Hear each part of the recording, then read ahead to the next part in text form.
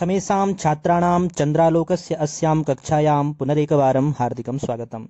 प्रिय छात्रों, हम चंद्रालोक के सप्तम युग पर चर्चा कर रहे हैं और अभी तक हमने सप्तम युग में 3 श्लोकों को पढ़ लिया है। आज हम चतुर्थ श्लोक को पढ़ेंगे। तो आइए आज श्लोक संख्या 4 को पढ़ने से पहले पूर्व में पढ़े गए उन 3 श्लोकों का हम पाठ करते हैं पहले, और उसके बाद अपने विषय को हम स्मरण करते हैं कि हमारी चर्चा कहाँ पर चल रही थी। तो आइए प्रारंभ करते हैं। वृत्तिभेदैस्त्रिभिर्युक्ता स्रोतोभिरिव जाह्नवी भारती भाति गंभीरा कुटिला सरला क्वचित् सामुख्यं विदधानायाः स्फुटमर्थान्तरे गिरः कटाक्ष इव लोलाक्षा व्यापारो व्यञ्जनात्मकः अविवक्षितवाच्यस्य द्वौ भेदौ वाच्यमेव चेत् अर्थान्तरे संक्रमितम् अत्यन्तं वा तिरस्कृतम्। प्रिय छात्रों, हम शब्द की 3 शक्तियों पर हमने चर्चा की।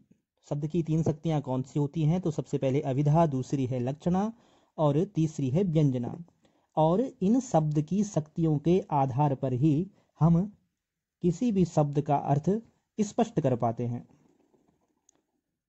वैसे तो शब्द का अर्थ व्याकरणिक दृष्टि से यदि हम देखें तो व्याकरण की दृष्टि से तो हम शब्द में प्रकृति और प्रत्यय का निर्धारण कर सकते हैं कि इस शब्द में कौन सी धातु है, कौन सा प्रत्यय है और कौन सा उपसर्ग है।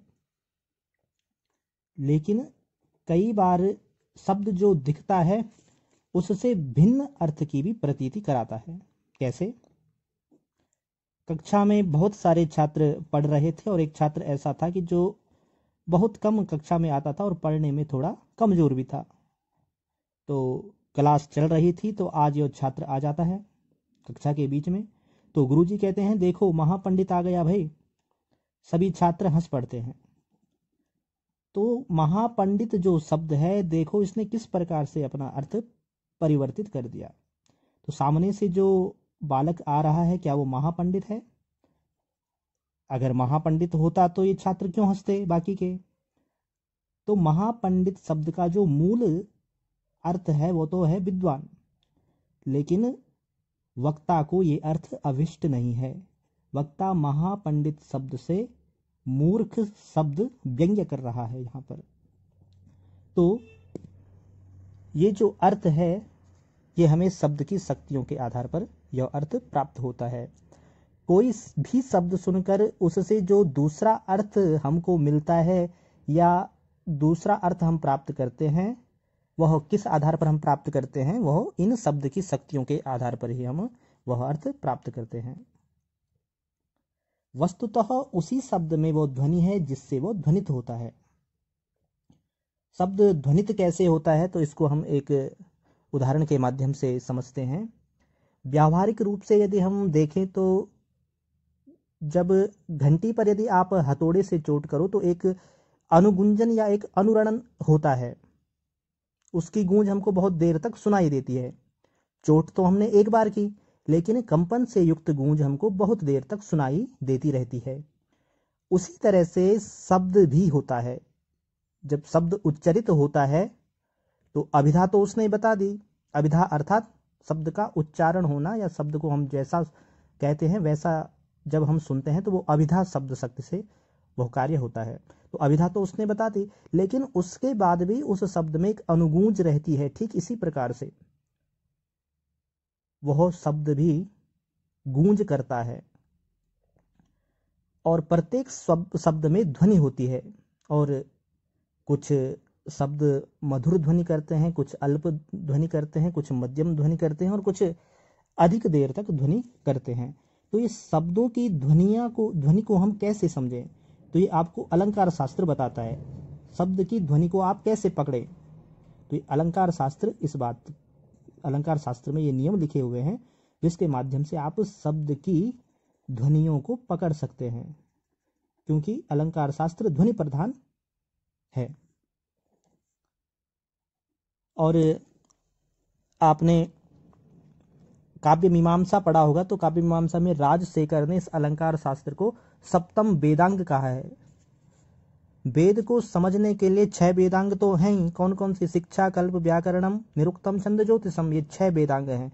यदि आप वेद को समझना चाहते हैं तो पहले आपको ये 6 वेदांग आपको समझने पड़ेंगे। लेकिन राजशेखर कहते हैं कि इसके अलावा आपको साहित्य शास्त्र या अलंकार शास्त्र भी आपको समझना पड़ेगा। और राजशेखर इस अलंकार शास्त्र या इस साहित्य शास्त्र को सप्तम वेदांग कहते हैं। लिखते हैं, शिक्षा कल्पो व्याकरणम निरुक्तम छंदो वीचिति ज्योतिषम च षडंगानि इत्याचार्याः उपकारकत्वाद अलंकारः सप्तमम अंगम इति यायावरीयः। यायावरीय जो राजशेखर हैं वो इसको सप्तम अंग स्वीकार करते हैं। कहते हैं साहित्य के बिना तो आप ध्वनियों को पकड़ ही नहीं सकते। हाँ, व्याकरण आपको भाषा का ज्ञान दिला सकता है, लेकिन काव्य रचना में जो नैपुण्यता है, कवि का जो अभिष्ट है, वो तो आप साहित्य शास्त्र या अलंकार शास्त्र से ही प्राप्त कर सकते हैं। वेद की एक ऋचा आपने सुनी होगी, पुरुष सूक्त, आप सबको आता होगा, सहस्त्र शीर्षा पुरुकः सहस्त्राक्षः सहस्त्रपात। तो इसका जो अर्थ है सामान्य दृष्टि से यदि इसका हम अर्थ देखें तो सहस्त्र अर्थात 1000, सहस्त्र शीर्षा सिर 1000 सिर, सहस्त्राक्ष अक्ष कहते हैं नेत्रों के लिए, तो 1000 आंखें, और सहस्त्रपाद अर्थात 1000 पांव। तो यदि इस ऋचा पर आप विचार करें तो अर्थ स्पष्ट नहीं होगा। क्यों?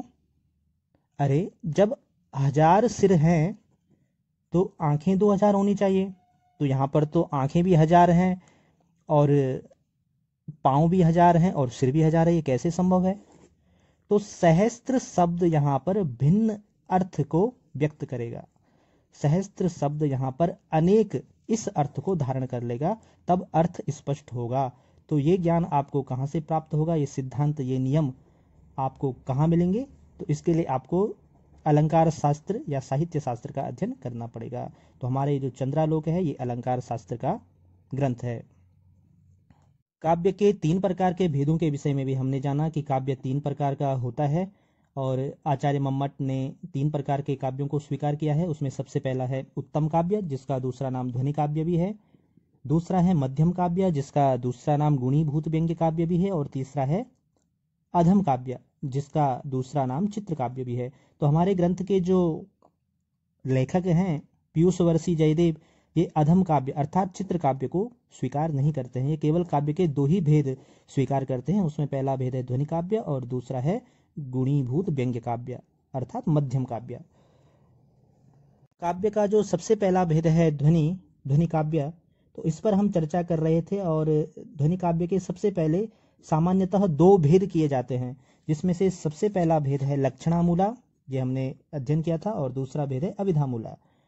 लक्षणामूला का दूसरा नाम है अविवक्षित वाच्य ध्वनि और अभिधामूला का दूसरा नाम है विवक्षितान्य परवाच्य ध्वनि। अविवक्षित वाच्य ध्वनि क्या हुई? तो कहते हैं कि जहां शब्द सुनते ही जो अर्थ प्राप्त होता है वह बोलने वाले को अभिष्ट नहीं है। बोलने वाला कहना कुछ और ही चाहता है और शब्द कुछ और प्रयोग करता है।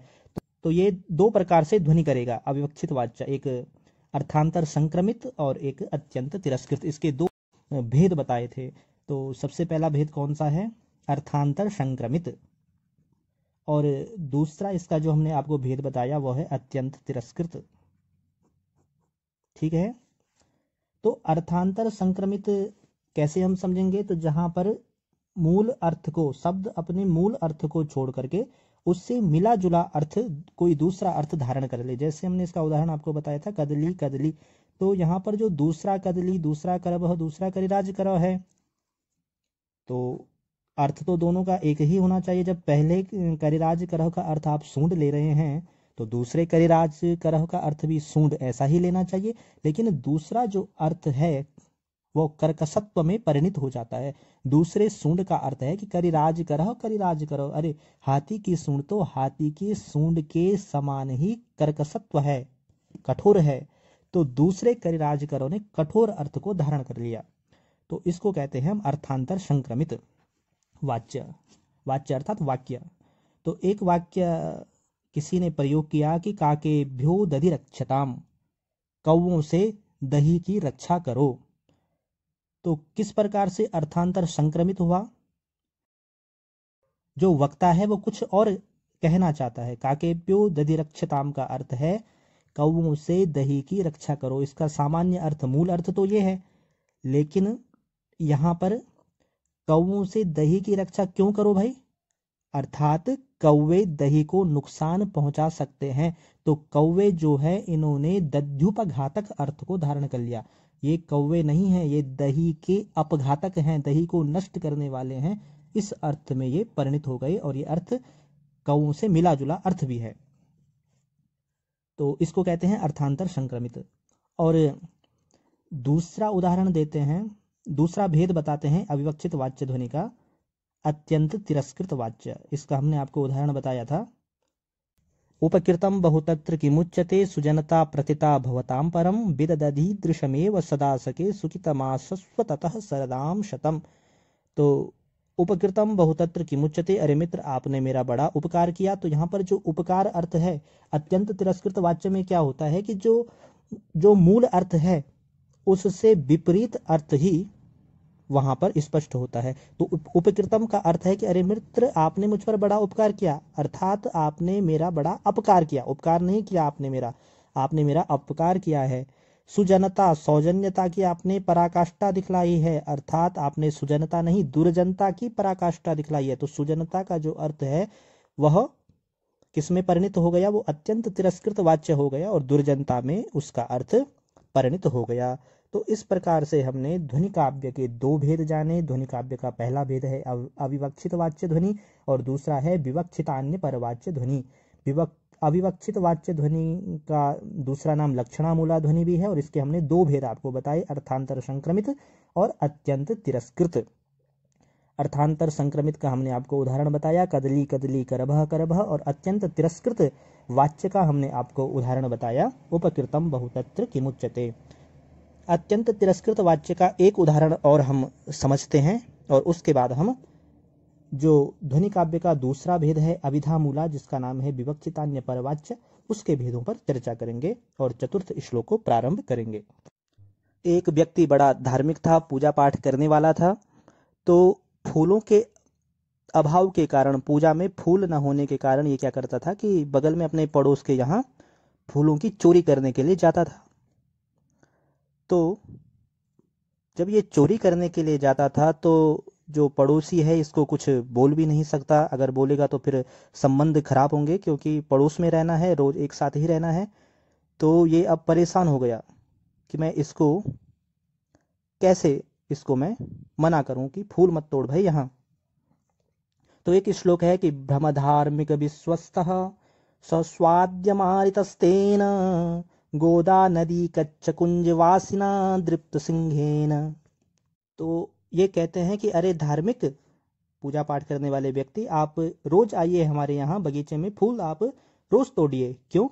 क्योंकि हमारे यहाँ एक कुत्ता था और उस कुत्ते को कल एक शेर ने मार दिया। अब यहाँ कुत्ता नहीं है, अब तो यहाँ क्या है, शेर है। तो उसको निषेध कर रहा है, लेकिन बड़े प्यार से, क्योंकि जो व्यक्ति साहित्य पढ़ा हुआ होता है, जिसने साहित्य का अध्ययन किया हुआ होता है, वो एक मीठी मार करता है। एक अपने यदि क्रोध को भी वो व्यक्त करेगा तो बड़े मधुर तरीके से अपने क्रोध को परोसेगा। तो यहाँ पर भी ये व्यक्ति बड़े प्यार से कह रहा है कि अरे आइए, आप रोज आइए, फूल तोड़िए, आप, कोई आपके लिए मनाही नहीं है, आप रोज आ सकते हैं, जितना चाहिए उतना फूल तोड़िए। लेकिन इस बात का जरूर आप ध्यान रखिएगा कि हमारे यहाँ एक कुत्ता था और उस कुत्ते को कल ही एक शेर ने मारा है।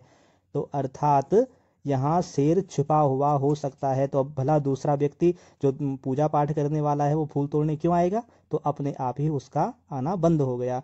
तो इस प्रकार से ये अत्यंत तिरस्कृत वाच्य का एक उदाहरण और है। तो आइए अब हम आज के पाठ को प्रारंभ करते हैं। द्वौ विवक्षित वाच्यस्य लक्ष्यालक्ष्यक्रमात्मकौ चत्वारिंशद्युतैकेन भेदाः षट्चानयो क्रमात्। द्वौ विवक्षित वाच्यस्य लक्ष्यालक्ष्यक्रमात्मकौ चत्वारिंशद्युतैकेन भेदाः षट्चानयो क्रमात्। ध्वनि काव्य का जो दूसरा भेद है, हमने आपको बताया ध्वनि काव्य सामान्यतः दो प्रकार का होता है, लक्षणामूला और अभिधामूला। लक्षणामूला का दूसरा नाम आपको, ये हमेशा के लिए आपको ये नाम याद रखने चाहिए कि लक्षणामूला का दूसरा नाम है अविवक्षित वाच्य और अभिधामूला का दूसरा नाम है विवक्षित वाच्य या विवक्षितान्य परवाच्य, ऐसा। तो इसको याद रखने की ट्रिक क्या है कि लक्षणामूला का आदि अक्षर है लौ और अविवक्षित वाच्य का आदि अक्षर है औ। ठीक है, तो ये इस प्रकार से आपको याद रखना है। और जो दूसरा है अभिधामूला, तो इसका आदि अक्षर अ है, तो इसका जो दूसरा नाम होगा उसमें आप अ नहीं लेंगे, उसको विवक्षित वाच्य कर देंगे। तो कह रहे हैं विवक्षित वाच्यस्य लक्षालक्ष्य क्रमात्मकौ भेदौ भवतः अनयोः क्रमात् एकेन युता चत्वारिंशत् षट् च भेदाः भवन्ति। जो दूसरा ध्वनि काव्य का दूसरा भेद है विवक्षित वाच्य, इसके भी दो भेद होते हैं। सबसे पहला है असंलक्ष्य क्रम व्यंग्य ध्वनि और दूसरा है लक्ष्य क्रम व्यंग्य ध्वनि। इस प्रकार से विवक्षित वाच्य के भी दो भेद होते हैं। कौन कौन से दो भेद होते हैं? असंलक्ष्य क्रम और संलक्ष्य क्रम। और इन दोनों के क्रमशः 41 और फिर 6 भेद और होते हैं, तो 47 भेद होते हैं, जो कि श्लोक संख्या 12 में बताए जाएंगे। इसके फिर 51 भेद हो जाएंगे, तो 51 प्रकार की ध्वनियां हो जाएंगी। ठीक है, तो इसको हम क्रम से फिर समझेंगे। अभी आपको केवल इतना समझना है, हम ध्वनि काव्य पर चर्चा कर रहे हैं। ध्वनि काव्य के दो भेद होते हैं। सबसे पहला भेद है लक्षणामूला, दूसरा भेद है अभिधामूला। लक्षणामूला का दूसरा नाम है अविवक्षित वाच्य ध्वनि और अभिधामूला का दूसरा नाम है विवक्षितान्य परवाच्य ध्वनि। जो लक्षणामूला ध्वनि है इसके भी दो भेद हमने आपको बताए, अर्थांतर संक्रमित और अत्यंत तिरस्कृत। और जो अभिधामूला ध्वनि है इसके भी हमने आपको दो भेद बता दिए। कौन कौन से? संलक्षक क्रम व्यंग्य ध्वनि और असंलक्षक क्रम व्यंग्य ध्वनि। तो आज के पाठ को यहीं पर समाप्त करते हैं और आप इन 4 श्लोकों को स्मरण कर लेंगे, इनको कंठस्थ आप कर लेंगे और फिर कल इनके भेद पर भेदों पर हम विस्तार से चर्चा करेंगे। ओम।